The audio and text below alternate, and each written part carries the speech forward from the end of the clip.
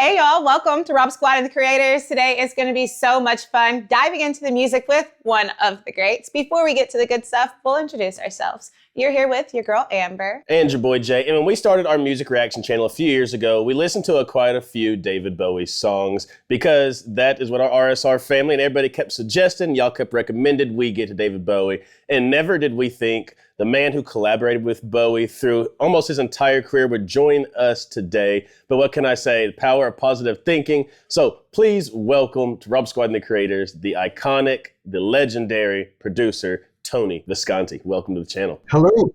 Hello, how are you?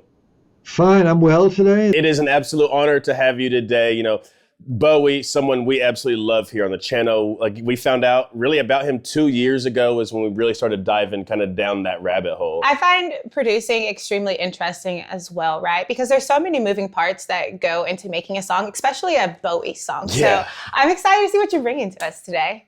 Okay. So when it comes to producing, you know, being a producer, what are some of the main things that, you know, people should know about? Because, you know, obviously the artists get most of the shine, the fame, but, you know, I feel like we don't know very much about the producer side of it. Well, like a director and a producer of a film, you never see those people. Right. You see the actors, right? And but something goes on behind the scenes. So I'm the guy who coordinates everything.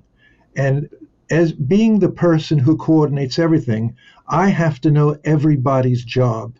Because if I don't know their job, I'll sound like I'm talking out of my butt, you know. I've been a musician for 60 years. So, I mean, I'll say, try this chord, you know, and I always say try. I'm not the boss. I don't go in like gangbusters because that doesn't produce results. You know, if you don't want artists to freeze up, they're already nervous being in the studio. Every time an artist walks into a recording studio, they're nervous, you know. Really? I would have never guessed that. You had especially Bowie, like the confidence and, you know, so many of the artists that are able to get on the stage, you would never think that they would go in the studio and be nervous. Well, he'd be one of the least nervous people I've worked with. Yeah. And he didn't shake or anything. But he always had anxiety, you know, when he wrote a new album and he'd come in and bring in the songs fresh, or I'd go work with him outside of the studio. He really respected my opinion. And if I felt like he could change something, I'm one of the few people who could tell him that. Otherwise, you know, he would turn to someone. If someone made a suggestion to him, he would turn to them and be very kind of firm and say, why? You know, and you have to have an answer. And I learned that the hard way. Yeah. It's crazy because we know how creative, you know, Bowie is. And like now talking about this, like all the input you had, like the creativeness like comes to you as well. You know, we talk about this like an artist, just an overall artist. He is one of those that always comes to mind because of his creativity, because of the lyrics in his songs. So for it, you know, for now us to know more of what the producer does, y'all were literally a team there. Yes. Well, like myself, he knew a lot of things about making a record. He produced Lou Reed in the old days, and a lot of people. He was a producer in his own right, and he produced himself when he wasn't with me, and he worked with other producers as well. Now, I didn't mind that because I've recorded probably between 14 and 18 Bowie albums. If you want to take in the live recordings too, the live recordings were like probably 3 live. You know, actually on stage at Madison Square Garden and very exciting venues like that. So he would bring to the table stuff he learned from working with other producers and other artists. Same with me. I would go off and work with many other people. And then I would bring it all back home. You know, we'd come in and bring it all back home and tell each other what we've learned from working with other people. I love that. That is cool. It doesn't work with everyone, but he worked as hard as I did for our full careers, you know. I love that because it was like you guys kept learning, right? And kept having different avenues to explore. And then you could come back with all these new ideas and all these new sounds and create music together. I love that idea.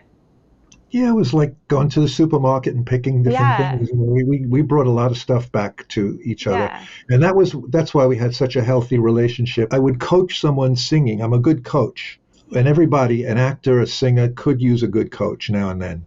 especially direction. And then if we hear a bass part and our bass player is in some other city, I just pick up my bass and I play a bass part. I've been playing bass since I'm 15 years old. Yeah. It was a great relationship, which I've had with other people, but most of all with him. I've done so many albums with him.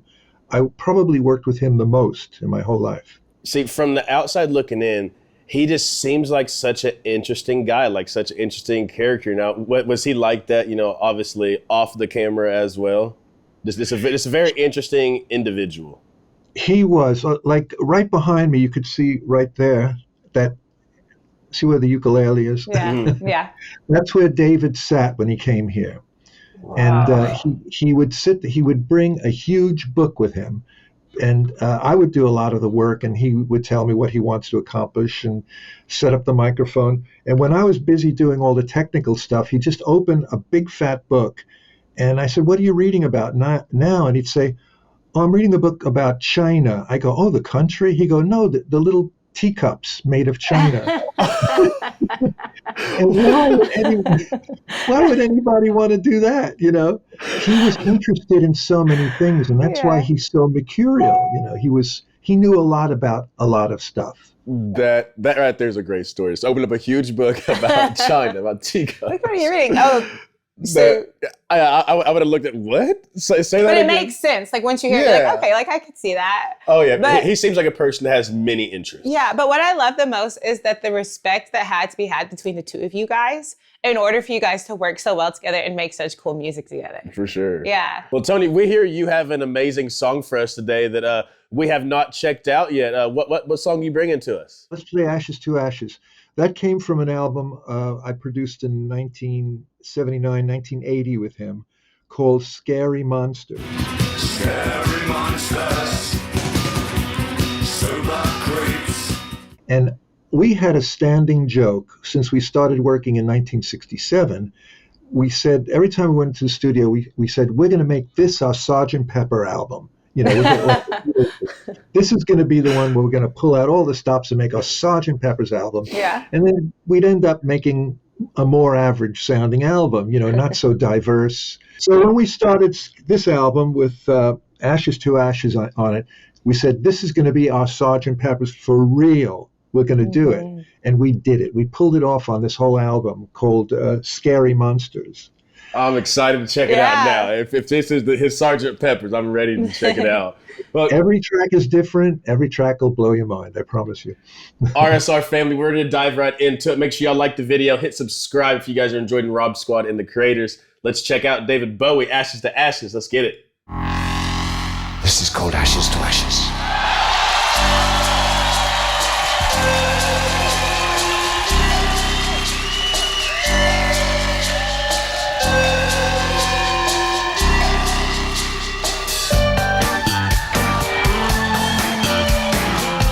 Bass already.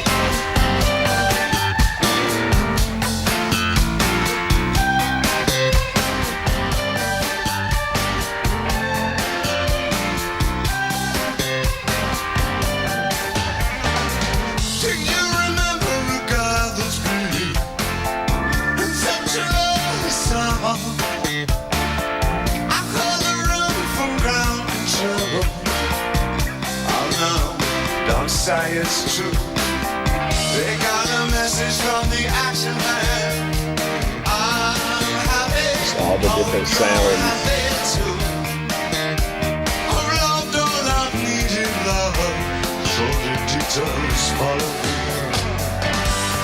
Shaking and nothing is killing me. There's pictures of jackals and synthesis. I ain't got no money, ain't got no hair.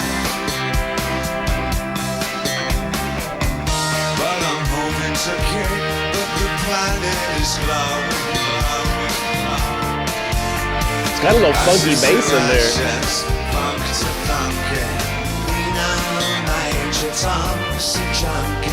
Strong out in heaven's high.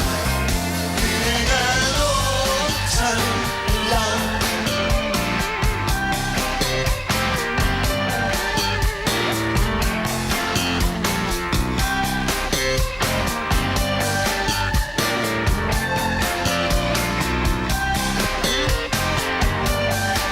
cool.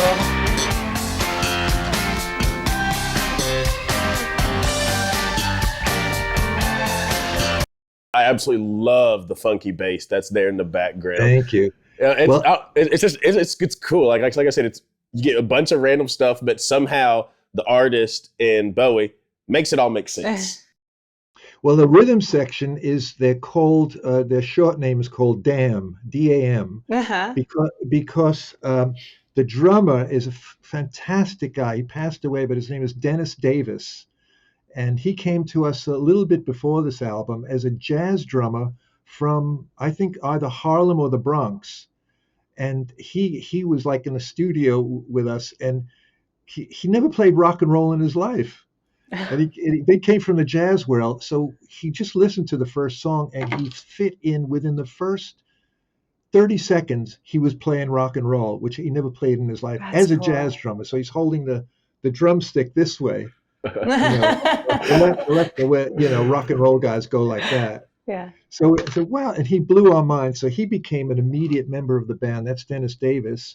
The A is Carlos Alomar, who joined us on the great Bowie album called Young Americans, which was a soul music album. We recorded in Sigma Sound in Philadelphia, and we were going to use the house band. And when they saw that David, I hate to say this, but they said he's a blonde white guy. They said, we're not going to play our black music. We're not going to back this whitey, So the band dropped us. They never did. We never did work with that beautiful, forget what they were called, that Philly house band.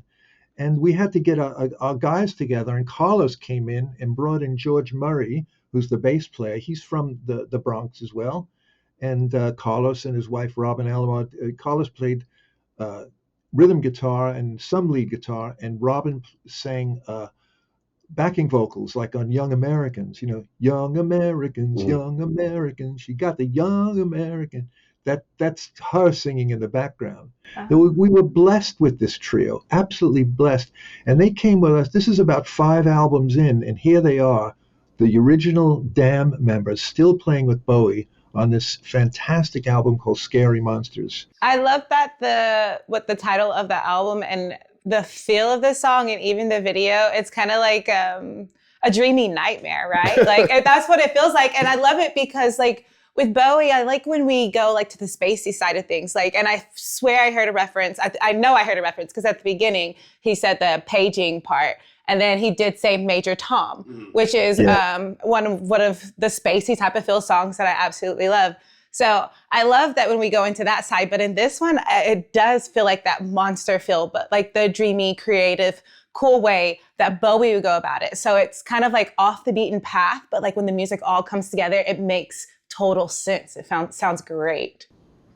Yeah, he's looking a bit backwards when he mentions Major Tom, and he's trying to kill off Major Tom in this song. Oh, is he? Okay, I didn't catch that part. He's gone up to heaven high. Okay. That's another very poetic lyrics. I mean, you won't get them the first time you hear it. You have to listen to it and know a bit about his past and dealings with this. But this album was we were so thrilled when it came out, and everyone. This charted #1 in many countries all over the world. It was just a great album. Yeah. I thought this was the best one to pull Bowie tracks from, because about Ziggy Stardust. Mm-hmm. Everyone knows about that. That was he came into the world like that. But his later stuff, his fans are divided whether they like the newest album. Everybody wants him to make another Ziggy Stardust album. And he said, I never go backwards. I just keep moving forward. That's awesome. Mm-hmm. Yeah. Never go backwards. Let's get back to it. I'll finish it out. Time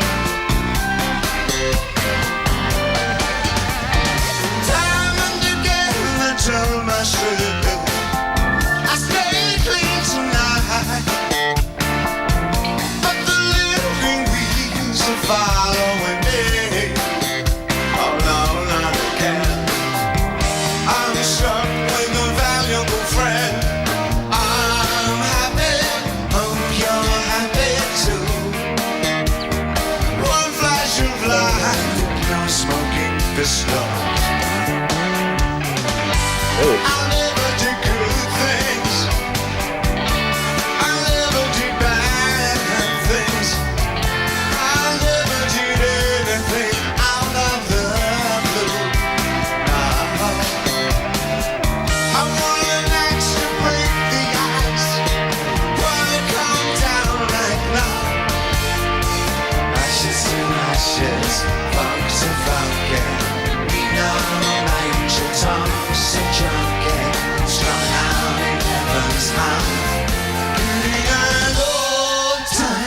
love.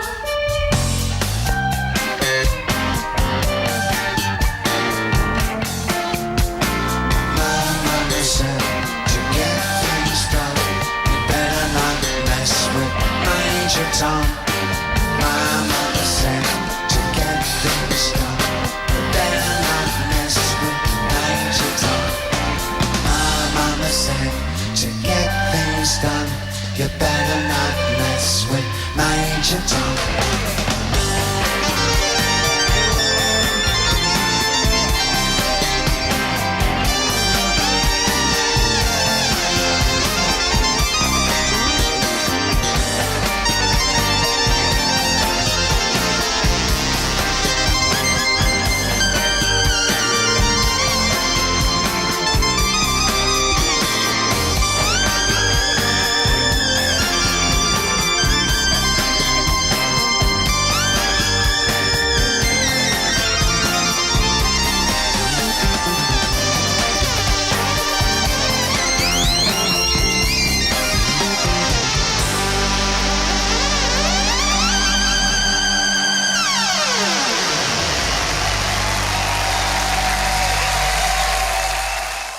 I definitely get what you mean. Like it had like that eerie kind of feel to it. Right, like Ziggy Stardust, like the space songs that I'm thinking of, that felt like you were floating in this crazy type of space. This feels like you landed on this like post-apocalyptic planet, and you know what I mean? And it's kind of scary, but it's kind of cool. I liked it. I loved the mix of the music and the extra kind of echo, I guess, after him when he was alone in the room. I felt it. I thought it made it feel a little more eerie. Had that like moodiness to it. No, great. Well, I'm glad you're picking up all the details. It makes my day. That was awesome. Like I said, David, I mean, he's very just poetic, like his down to every part of his lyrics. So my mama said, what was the exact lyrics? Because it was beautiful, but I'm paraphrasing, of course, when he said that his mama said at the end, you better not mess with Major Tom. Yeah, to get things done. To get things done, you better not mess with Major Tom.